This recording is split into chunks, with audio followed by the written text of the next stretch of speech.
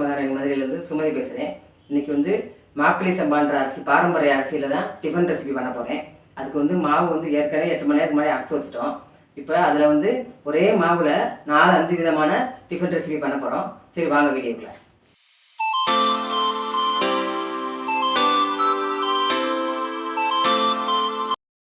இந்த மாப்பிள்ளை சம்பாவை வச்சு ரெசிபி பண்ண போகிறோம். அதுக்காக நான் இப்போ 4 மணி நேரத்துக்கு முன்னாடியே இந்த அரிசியை ஊற வச்சுட்டேன். இதுக்கு வந்து இந்த ஒரு உலக்கு நிறையா மாப்பிள்ளை சம்பா அரிசி, ஒரு உலக்கு ஃபுல்லாக மாப்பிள்ளை சம்பா எடுத்து வச்சுருக்கேன். அதுக்கு அரை உலக்கு பச்சரிசி, ஒரு உலக்கு ஃபுல்லாக மாப்பிள்ளை சம்பா, அரை உலக்கு பச்சரிசி, அதாவது 5060 பச்சரிசி, அதுக்கு 1/4 உலக்கு புழுங்கல் அரிசி, சாப்பாட்டு அரிசி, மொத்தம் 1.25 அளவு அரிசி. அது எடுத்து அது நல்லா கழுவி 5 மணி நேரம் ஊறிடுச்சு. ஆனால் இது வந்து 5 மணி நேரம் ஊறக்கூடாது, உளுந்து. அதனால் இதை 3 மணி நேரம் ஊறணும். இதுக்கு இந்த இதில் 1.25 உலக்கு அரிசிக்கு இந்த 100 உலக்கு இருக்குல்ல, இதில் வந்து 1.25 அளவு உளுந்து, ஒரு உலக்கு ஃபுல்லாகவும் அப்புறம் 3/4 உலக்கு உளுந்து, அது ரெண்டையும் வச்சுது. இது 3 மணி நேரம் ஊறினது. இது வந்து 1 ஸ்பூன் வெந்தயம். இதுக்கு இந்த ஒரு உலக்கு நிறைய அவுள் ஊற வச்சுருக்கேன், சிவப்பு அவுள். ஆக மொத்தம் இது வந்து 3 மணி நேரம் ஊறியிருக்கு, இது 5 மணி நேரம் ஊறியிருக்கு. இப்போ ஃபஸ்ட்டு வந்து நம்ம அரைக்க போகிறது இந்த வெந்தயத்தை மட்டும் அந்த ஊற வச்ச தண்ணியோடு சேர்த்து அரைக்கணும். ஃபஸ்ட்டு இந்த வெந்தயத்தை போட்டு ஓட விட்டுக்குருவோம். வெந்தயம் இந்த அளவுக்கு அரைஞ்ச பின்னாடி இந்த உளுந்தை போட்டுருவோம். இந்த மாதிரி கெட்டியாக கொஞ்சம் கொஞ்சமாக தண்ணி ஊற்றி நல்லா ஆட்டிக்கிட்டு காமிக்கிறேன். நல்லா கொஞ்சம் ஆட்டியாச்சு. இது உளுந்து அள்ளிட்டு அவளை போட்டுருக்கோம். இந்த அவளை ஆட்டிக்கிறேன். இந்த அவளை 1 நிமிஷத்தில் அரைஞ்சிடும். அப்புறம் அதை அள்ளிட்டு அரிசியை போட்டு அரைக்கணும். இந்த அவளையும் இந்த அரைச்சிக்கணும். இதே மாதிரி நான் அவளையும் மையாக கெட்டி அரைச்சிக்கணும். இதுமாரி அரிசியை போட்டு இந்த ஏற்கனவே நல்லா சுத்தமாக கழுவிட்டோம். அதனால் இந்த தண்ணியை ஊற்றியே அரைச்சிக்கிறேன். இப்போ அரிசியையும் ஆட்டிட்டோம். நல்லா கெட்டியாக வலுவலுன்னு அரைச்சாச்சு. ரொம்ப வலுவலுன்னு இல்லை, ஓரளவுக்கு வலுவலுன்னு அரைச்சாச்சு. அதை நீ அள்ளிக்கிறேன். அள்ளிட்டு கரைச்சி வைக்கும்போது காமிக்கிறேன். இப்போ எல்லாமே கரைச்சி அள்ளி வச்சாச்சு.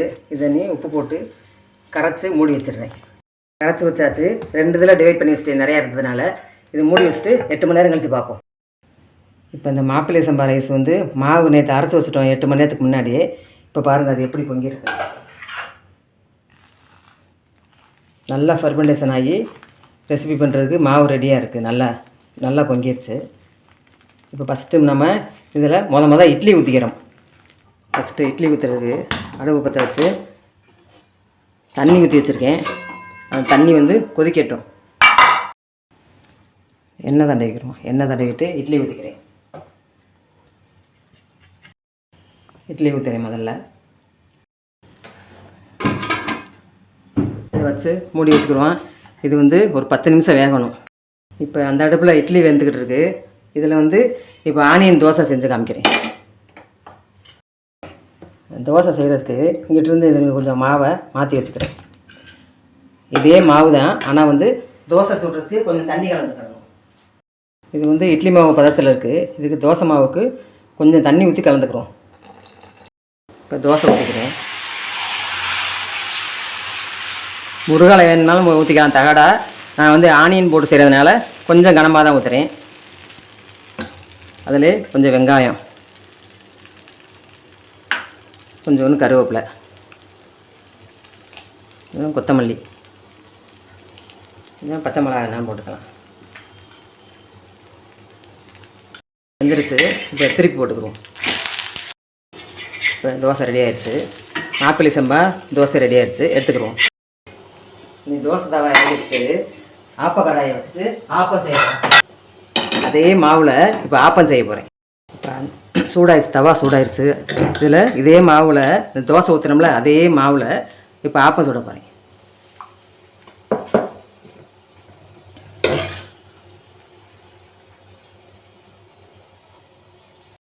இப்போ மூடி வச்சுக்கிறேன். ஆப்பம் வேகட்டும். இப்போ 10 நிமிஷம் ஆயிடுச்சு. இட்லி வெந்துருச்சான்னு பார்ப்போம். ஒட்டாமல் வருது. அப்போ வெந்துருச்சு. அடுப்பு ஆஃப் பண்ணிக்கிட்டு இட்லி பாத்திரத்தை இறக்கி வச்சுக்கிறேன். இப்போ இந்த இட்லியை எடுத்துக்கிடுவோம்.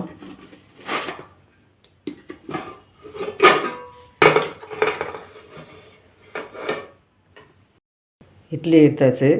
அது நல்லா எப்படி ஸ்மூத்தாக இருக்கு பாருங்க. ஸ்பாஞ்ச் மாதிரி இருக்கும். இப்போ ஆப்பம் ரெடி ஆயிடுச்சு, எடுத்துக்கிடுவோம்.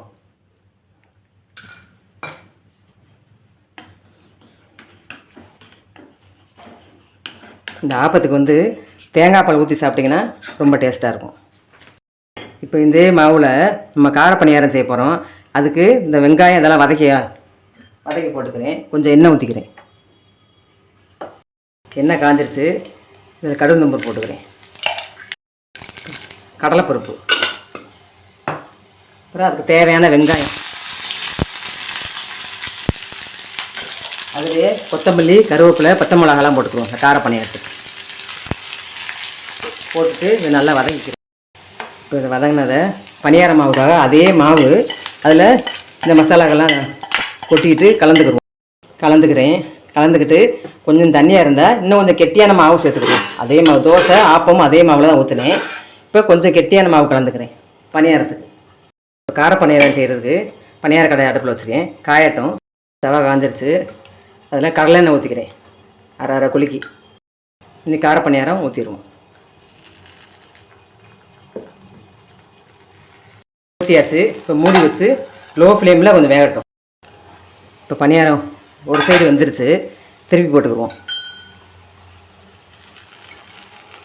போட்டாச்சு. இன்னும் ஒரு அரை நிமிஷம் வெந்தனையும் எடுத்துருவோம் கார பணியாரத்தை. இப்போ ரெண்டாவது சைடு வந்துருச்சு கார பணியாரம். இதை எடுத்துக்கிடுவோம். இப்போ இதே மாவில் இனிப்பு பணியாரம் செய்ய போகிறோம். இட்லி ஊற்றணும்ல, அதே கெட்டி தன்மையில் தான் இந்த இனிப்பு பணியாரத்து வைக்கணும். அதுக்கு தேவையான அளவு ஒரு கப்பு மாவு எடுத்துக்கிறேன். அதுக்கு ஒரு 50 கிராம் வெல்லம் தேவைப்படும் உங்களுக்கு.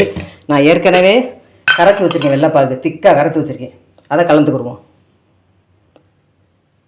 கலந்துட்டு வாசனை வரணும்ல, அதுக்காக கொஞ்சம் ஏலக்காய் தூள் போட்டுக்கிறேன்.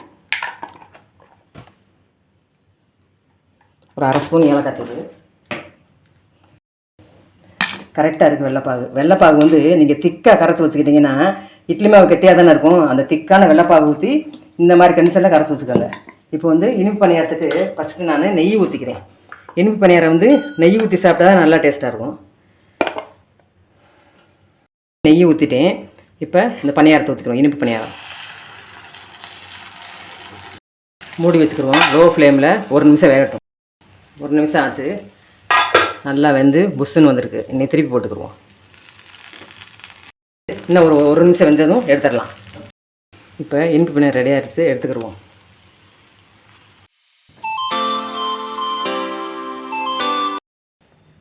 மாப்பிள்ளை சம்பா அரிசிக்கு நான் அந்த 5 ரெசிபி செய்கிறதுக்காக அளவுகள் சொன்னேன்ல, அந்த அளவுகள் வந்து மாற்றாமல் அதே அளவில் பண்ணீங்கன்னா இந்த மாதிரி இருக்கும் ரெசிபி. இட்லி பாருங்கள் எவ்வளோ சாஃப்டாக இருக்குன்னு இட்லி. அதே மாதிரி பணியாரம் அதுவும் நல்லா சாஃப்டாக தான் இருக்கும். கார பணியாரம் எல்லாமே. இது ஆப்பம், தோசை, ஆனியன் தோசை எல்லாமே நல்லா சாஃப்டாகவும் இந்த டெக்ஸ்டர் எல்லாம் கரெக்டாக வர்றதுக்கு அந்த அளவுகளை ஃபாலோ பண்ணணும். இப்போ இந்த மாப்பிள்ளை சம்பா ரைஸில் வந்து ஏகப்பட்ட ஹெல்த் பெனிஃபிட்ஸ் இருக்குது. அந்த காலத்தில் வந்து அதை வாடிக்கையாகவே எல்லாமே சாப்பிடுவாங்க. ஆனால் இப்போ வந்து அதை சாப்பிட மறந்துட்டோம். வாரத்தில் ஒரு 2 நாளாவது இந்த மாப்பிள்ளை சம்பா ரைஸு சாப்பிட்றது ரொம்ப நல்லது. அது வந்து இந்த ரத்த ஓட்டத்துக்கு, ரத்தத்தில் உள்ள சிவப்பணுக்களை அதிகரிக்க உதவுதான். அதுபோக இந்த நரம்பு, தசை இதெல்லாம் ரொம்ப வலுவிழந்து இருக்கவங்களுக்கு நல்ல ஸ்ட்ரென்த் கூட உதவுது. அப்புறம் சுகரை கண்ட்ரோல் வைக்க உதவுது. அப்புறம் வயிற்றுப்புண், குடல் புண் ரெண்டுமே ஆறுறதுக்கு இந்த மாப்பிள்ளை சம்பா ரொம்ப ஹெல்ப் பண்ணுது. அப்புறம் நிறைய அயன் சத்து இருக்குது. அதனால ரொம்ப நோய் எதிர்ப்பு சக்தி நிறையா உருவாகும். இவ்வளவு நல்ல ஹெல்த் பெனிஃபிட் உள்ள இந்த மாப்பிள்ளை சம்பாவை எல்லாருமே வாரத்தில் 2 நாள் சாப்பிடலாம். ரொம்ப நல்லது. இப்போ இது ரெடி ஆயிடுச்சு. இட்லி கார பணியாரத்துக்கு தேங்காய் சட்னி, வெங்காய சட்னி வச்சுருக்கேன். இப்படி இனிப்படியாக இருக்குது. இப்போ டேஸ்ட் பண்ணி பார்ப்பாங்க.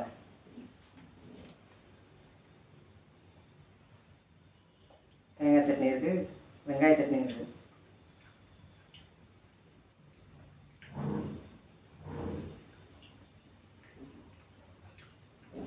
கார பணியாரத்துக்கு தேங்காய் சட்னி தான் நல்லாயிருக்கும்.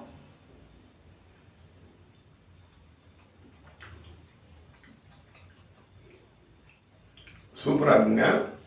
இட்லி நல்லா சாஃப்டாக இருக்குது. இந்த சட்னி ரொம்ப பயங்கர டேஸ்ட்டாக இருக்குது.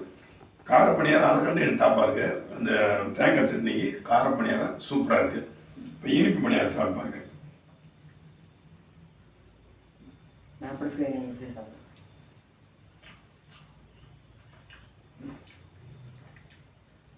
பயங்கர டேஸ்ட்டாக இருக்குது.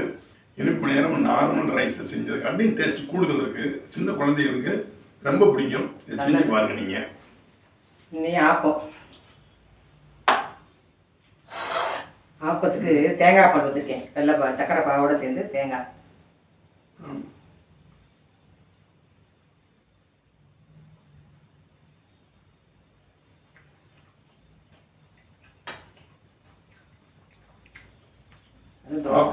ஆமாம், அருமையாக இருக்குங்க. இது பர்டிகுலராக சின்ன குழந்தைகளுக்கு ரொம்ப பிடிக்கும். சூப்பராக இருக்குது, அருமையாக இருக்குது, நல்ல டேஸ்ட்டாக இருக்குது. ஆனியன் தோசை, வெங்காய சட்னி.